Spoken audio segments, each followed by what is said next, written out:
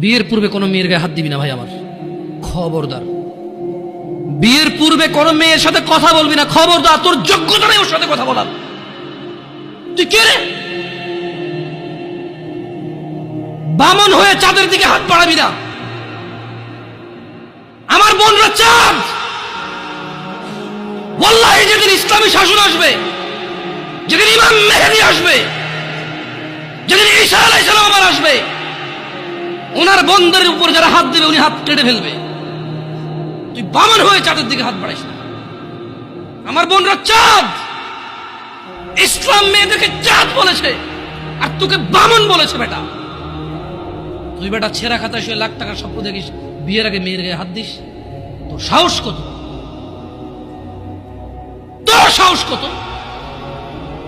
তুই জানিস না মুহাম্মদ সাল্লাল্লাহু আলাইহি সাল্লাম বলছে নেক স্ত্রী দুনিয়াতে যা আছে ওর চেয়ে বেশি উত্তম।